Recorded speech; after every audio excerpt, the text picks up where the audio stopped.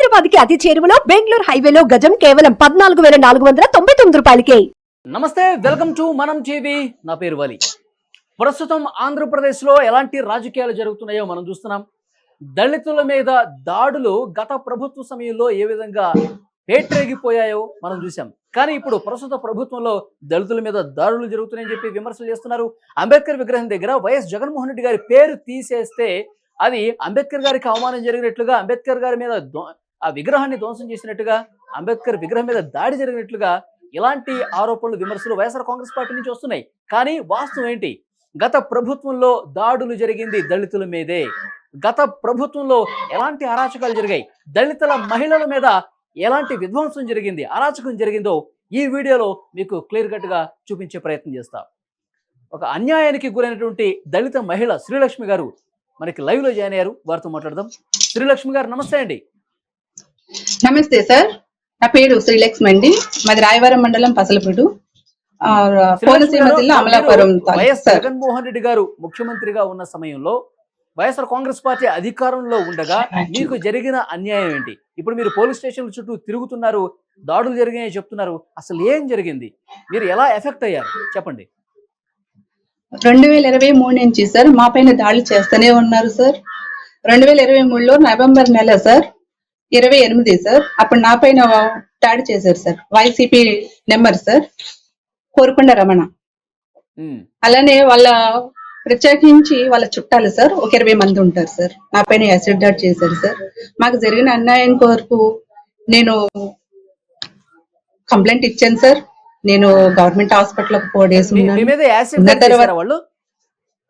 Acid దాడి చేశారు sir YCP వాళ్ళు. వైసీపీలో పనిచేస్తాడు సార్ కోరుకొండ రమణ సార్. కోరుకొండ రమణ తాలూకా వాళ్ళ సొంత అన్న మారెల అబ్బులు, మారెల శ్రీను, అలానే గంటి ఏసోబు, 20 మంది సార్. వీళ్ళ ఫ్యామిలీ మొత్తం. వీళ్ళ ఫ్యామిలీ ఎలా ఉన్నారంటే సార్ కేవలం నేను తెలుగుదేశంలో నేను పోరాడుతున్నాను, మా నాన్నగారు మేము పోరాడుతున్నాము. అలానే నేను బీజేపీలో, నేను హైదరాబాద్ లో కూడా నేను నెంబర్ గా ఉన్నాను సార్. నేను ప్రతి దాంట్లో నేను ముందు పాల్గొంటాను. నేను ఏ విషయం అయినా కూడా నేను ఇలా తెలుగుదేశం వస్తేనే మన ఆడవాళ్ళకి సెక్యూరిటీ ఉంటదమ్మా. ఇది ఒక వైసీపీ అంటే రాక్షసి పాలన ఉంది. మన ఆడవాళ్ళకి కానీ ఎవరు కూడా అర్థం లేదు. అన్యాయం అవుతుంటే మనకి పోలీస్ స్టేషన్ కి వెళ్తాం. మన పట్ల అన్యాయం జరుగుతుందంటే ఎక్కడికి వెళ్తాం? పోలీస్ స్టేషన్ కి వెళ్తాం. అదే ఇలా చేశారు అని అంటే రివర్స్ అయ్యి మా పైన 100 కేసులు సార్. మా నాన్నగారికి 70 సంవత్సరాలు. మా నాన్నగారి పైన బొంగ పెద్ద కూతురుతో రేప్ కేసు, మా తమ్ముడు గుబ్బి కామెల్, నా తమ్ముడు పైన కూడా రేప్ కేసు అండి.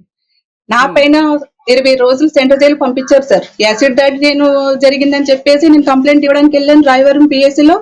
నా పైన కేసు బుక్ చేసి 20 days రాజమండ్రి సెంట్రల్ జైల్లో పెట్టారు సార్.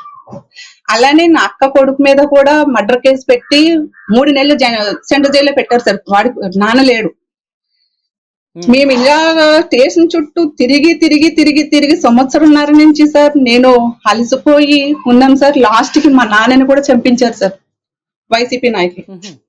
కోరుకొండ రమణ అంటే సార్ ఒక సైకో ఎలాగంటే సార్ మా పేటలో వణికిపోతున్నారు సార్.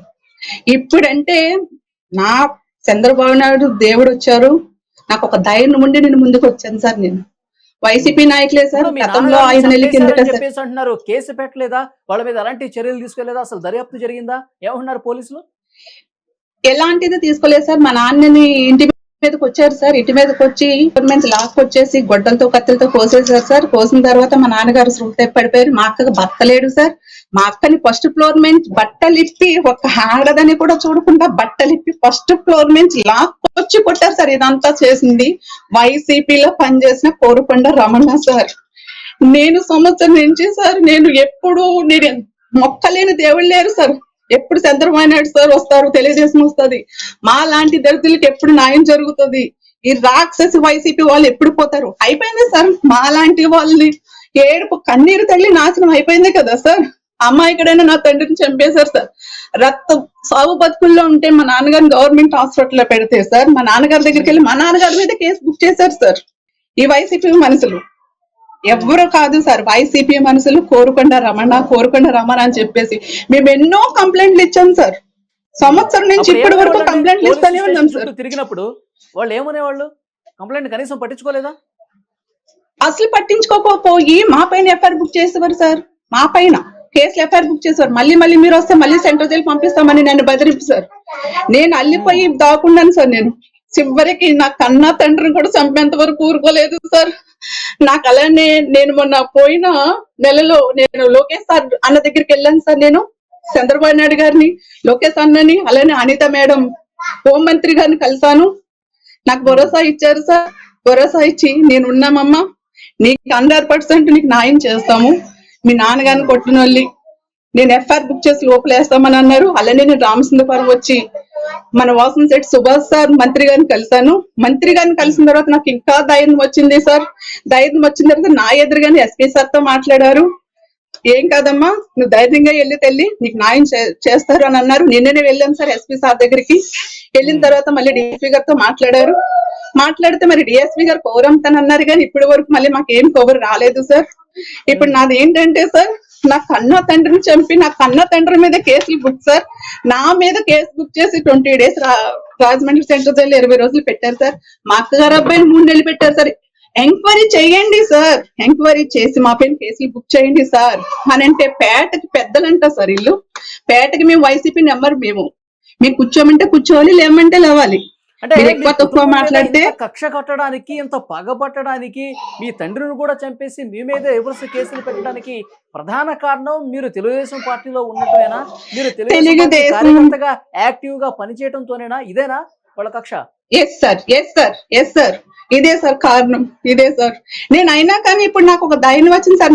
నా దేవుడు, మా అన్న లోకేష్ అన్న ఉన్నాడు, నాకు చంద్రబాబు నాయుడు గారు ఉన్నారు, అలాగే నాకు మన వాసంశెట్టి సుభాష్ సార్ ఉన్నారు. నాకు ఒక ధైర్యం వచ్చింది. మా నాన్నని చంపి మా నాన్నని మాకు దూరం చేసిన వాళ్ళని రిమైండ్ పంపించాలి, నాకు న్యాయం జరగాలి సార్. ఎందుకంటే సార్ మా మీద ఉన్న కేసులు తీసేవాలి సార్. నా మీద అంటే సార్ నేను నెలకి హైదరాబాద్ నుంచి 2 సార్లు తిరుగుతున్నాను సార్. నేను పిల్లలతో, మా అక్క హెల్త్ ఖరాబ్ అయిపోయింది. ఇప్పుడు నాకు ఎవరు లేరు పెద్ద దిక్కు. మేము దిక్కుమాలలు చేసేసారు సార్ వైసీపీ నాయకులు, మమ్మల్ని దిక్కుమాలలు చేసేసారు సార్.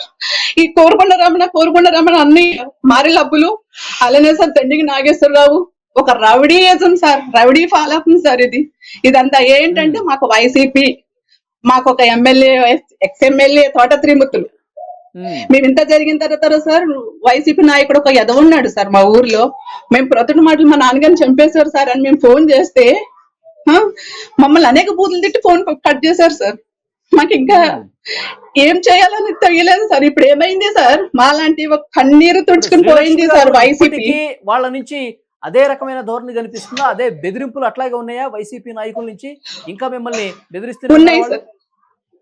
ఉన్నారు సార్. ఇప్పటికీ మా అక్క కిందకి దిగట్లేదు సార్. మా అక్కకు భర్త లేడు, మాకు ఎవ్వరు లేరు సార్. నాకు మన లోకేష్ అన్న దగ్గరికి వెళ్ళిన తర్వాత నాకు ధైర్యం వచ్చింది. తర్వాత మళ్ళీ ఇక్కడికి వచ్చిన తర్వాత వాసంశెట్టి సుభాష్ సార్ మంత్రి గారిని కలిసిన తర్వాత మేము ప్రాణాలతో ఉంటాము అని నమ్మకం వచ్చింది సార్. ఇప్పుడు నాకు ఉన్నది నా ఎక్కువ కొరతే. నా తమ్ముడి పరిస్థితి కూడా బాగాలేదు. వాళ్ళ కొట్టిన దెబ్బల వల్ల మా తమ్ముడు కూడా చనిపోయేలా ఉన్నాడు. ఎందుకంటే ఇప్పుడు కూడా మేము కంప్లైంట్ ఇవ్వాలంటే భయం వేస్తుంది సార్.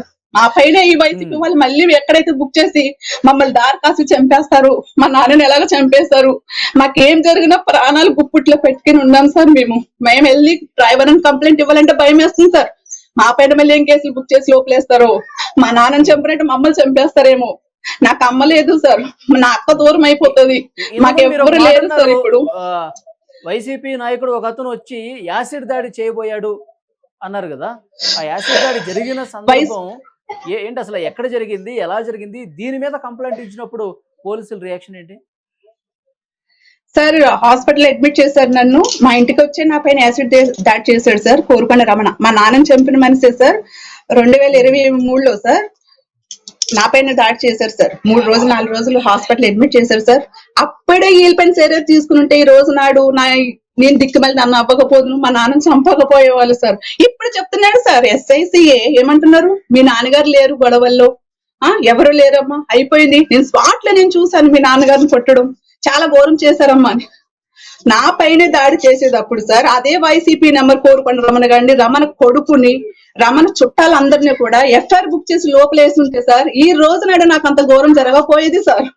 ఈ రోజునైనా మా పరిస్థితులు ఎలా ఉండే అంటే సార్ సావాలా బ్రతకాలని ఉంది. కానీ నా తెలుగుదేశం వచ్చిన తర్వాత సార్ నాకు 100%, 1000% నాకు న్యాయం జరుగుతుంది.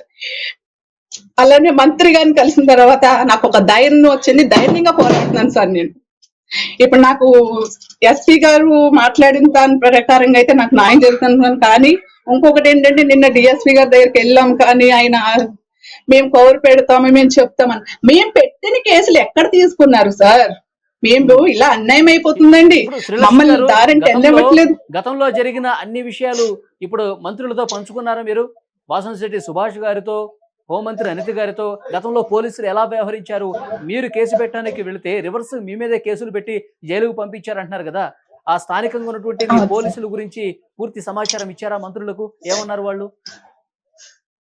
ఎప్పుడు సార్? గత వైసీపీ రాక్షసు ఫలం ఉన్నదప్పుడే సార్, ఈ రాక్షసులు రాజకీయం ఉన్నదప్పుడే సార్, పోలీసులు వైసీపీ ఉన్నదప్పుడే, లేకుంటే మా కేసులు బుక్ చేశారంటున్నారు కదా, వాళ్ళకి సంబంధించిన సమాచారం మొత్తం ఇప్పుడు మంత్రులకు ఇచ్చారా మీరు? ఇచ్చాను సార్. నేను ఇట్లానే నేను చంద్రబాబు నాయుడు గారు మీటింగ్ అని వెళ్తున్నాను సార్. నేను ఏప్రిల్ నెల 2023 నేను వెళ్తుంటే సార్ నాకు దారి కాసేశారు సార్. దారి కాసి నన్ను కార్లో నీ సి బుక్ రికార్డ్ మొత్తం కార్ రికార్డ్ ఇవ్వని చెప్పారు సార్. నాకేం అర్థం కాలేదు. అప్పటికి సార్ నాకు అపాయింట్మెంట్ ఇచ్చారు 9:30కి రామసుందరపురం కలవమని. నా పైన యాసిడ్ దారి ఇలా వైసీపీ నాయకులు చేయించారు, ఇలా మాకు ప్రాణహానికరం ఉందండి, మా నాన్న చంపేస్తాను అంటున్నారు. కూడా లేరు మాకు. నాకు ఒక తమ్ముడు, 2 అక్కలు. అక్క రామసుందరపురం ఉంటుంది, ఒక అక్కకైతే భర్త చనిపోయాడు. ఆమె భర్త చనిపోయి 20 సంవత్సరాల నుంచి కూడా మా నాన్నగారే పోషింటున్నారు. అయితే నాకు సార్ నుంచి చంద్రబాబు నాయుడు గారి నుంచి అపాయింట్మెంట్ రాగా నేను వెళ్ళగా నన్ను మధ్యలోనే ఒక తీవ్రవాదిని తీసుకెళ్లిపోయారు సార్, రాయవరం పోలీసు. ఇదంతా చేయించింది కూడా వైసీపీ నాయకులు సార్. కోరుకొండ రమణకి ఎందుకంటే సార్ పెద్ద ఫ్యామిలీ, అతనికి 2 డాడీలు ఉన్నారు. ఒక నాన్న తరపు నుంచి వీళ్ళందరూ ఒక మూర్ఖులు సార్. వీళ్ళు చంపేయడమే చూసుకుంటామంటే ఇంక ఇంటింటికి తిరిగి గుంపాలు వేసుకుని కొట్టేయడమే సార్. ఒక్కొక్కరికి తలలు బద్దలు కొట్టాడు. మా ఏంటి సార్ వాళ్ళు ఇలా సీరియస్ని హాస్పిటల్కి వెళ్తే సార్ ఒక మర్డర్ చేశారా బుక్ చేసేసేవాళ్ళు సార్.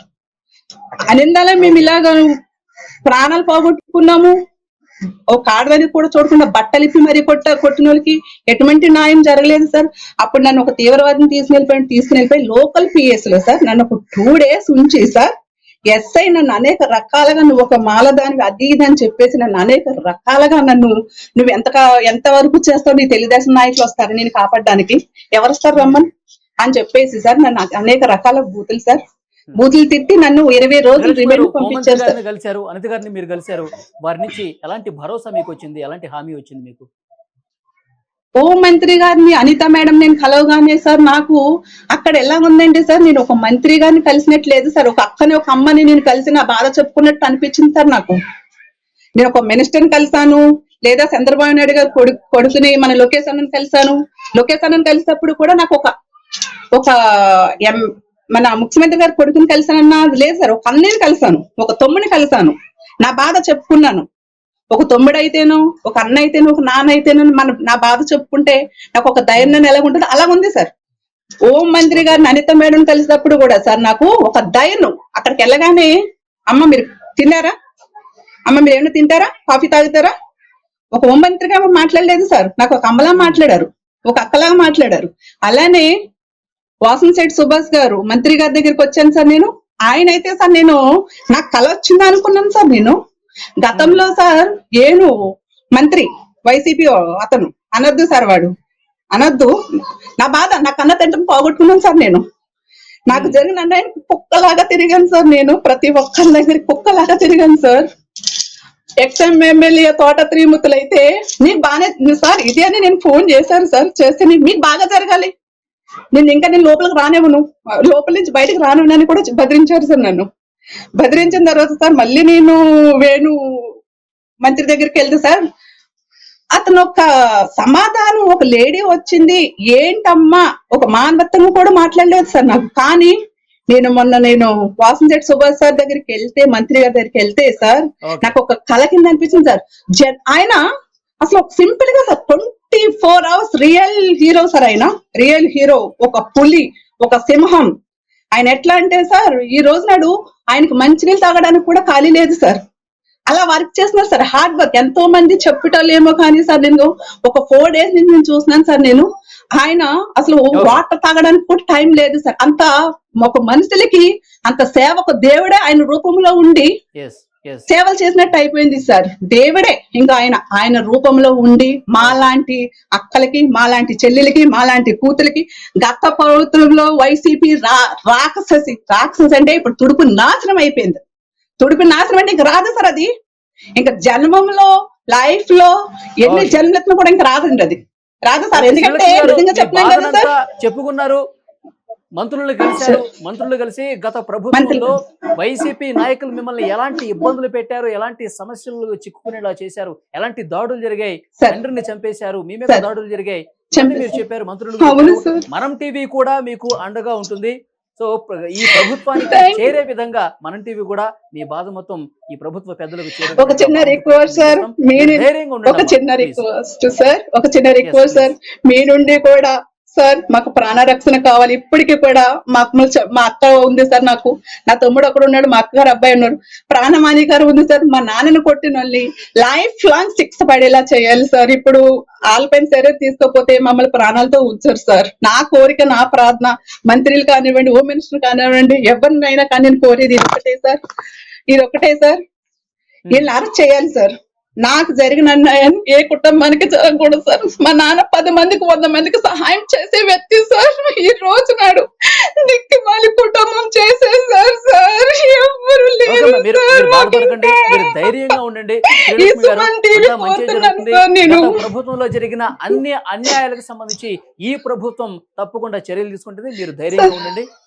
మీ ప్రాణాలకు రక్షణ తప్పకుండా ఉంటుంది. ఈ ప్రభుత్వం బాధ్యతాయుతంగా ప్రవర్తించే ప్రభుత్వం కాబట్టి మీకంతా మంచి జరుగుతుంది, న్యాయం జరుగుతుంది. మనం టీవీ కూడా మీకు అండగా ఉంటుంది. Thank you very much Srilakshmi. ఇంకొకటి సార్, థ్యాంక్ యూ సార్, నమస్తే సార్, థ్యాంక్ యూ సార్.